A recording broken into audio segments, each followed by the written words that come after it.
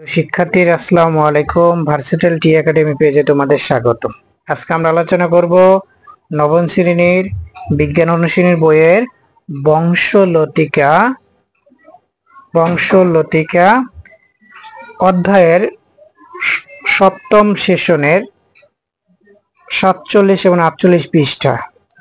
এখানে বলা হয়েছে, দেখো, এ সেশনে তোমরা দলে বসে পরিকল্পনা অনুযায়ী ডিএনএর মডেল তৈরি করো। মডেল হয়ে গেলে তোমার বানানো মডেল অন্য দলগুলোকে দেখাও, অন্যদের মডেল দেখে তোমাদের মতামত দাও। এবার একটি অনুমানের খেলার আয়োজন করতে পারো। মানুষ সহ বিভিন্ন জীবের নাম যা যার মাথা আছে তা নোট করো। এবার এদের মধ্যে বিভিন্ন বৈশিষ্ট্য মিল আছে কিনা তা খেয়াল করে দেখো। একই ধরনের বৈশিষ্ট্য কোন এসব জীবের মধ্যে আছে, জীব কোন কোন জীবের জিনের প্লাটনে মিল বেশি তা অনুমান করো এবং নিচে ছকে লিখে রাখো। ছকটি বলছে জীবের নাম, বৈশিষ্ট্য, একই বৈশিষ্ট্য অনুযায়ী জীবের তালিকা।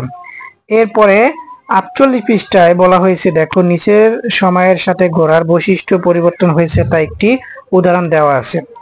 এরপরে বলা হয়েছে অনুমান করো আরো অনেক প্রজন্ম পরে ঘোড়ার কি কি পরিবর্তন হতে পারে। তো আমরা দেখে আসি উত্তরটা কি হতে পারে। আমি তোমাদের এই ভিডিওর মাধ্যমে সুন্দরভাবে দিয়ে দিচ্ছি। শিক্ষার্থীরা দেখো, জীবের নাম হচ্ছে টিয়া পাখি। বৈশিষ্ট্য: দেহের পালক দিয়ে আবৃত, হৃৎপিণ্ড 4 কোষের বিবৃত, গাছের ডালে বাসা বাঁধে, কণ্ঠস্বর অনেক মিষ্টি, অগ্রপদ 2টি ডানা রয়েছে, হাড়গুলো হালকা ও বাঁকা হয়। এবার বলছে একই বৈশিষ্ট্য অনুযায়ী জীবের তালিকা: ময়না পাখি, শালিক পাখি, ঘুঘু পাখি, দোয়েল পাখি, কোকিল পাখি, বুলবুলি পাখি ইত্যাদি।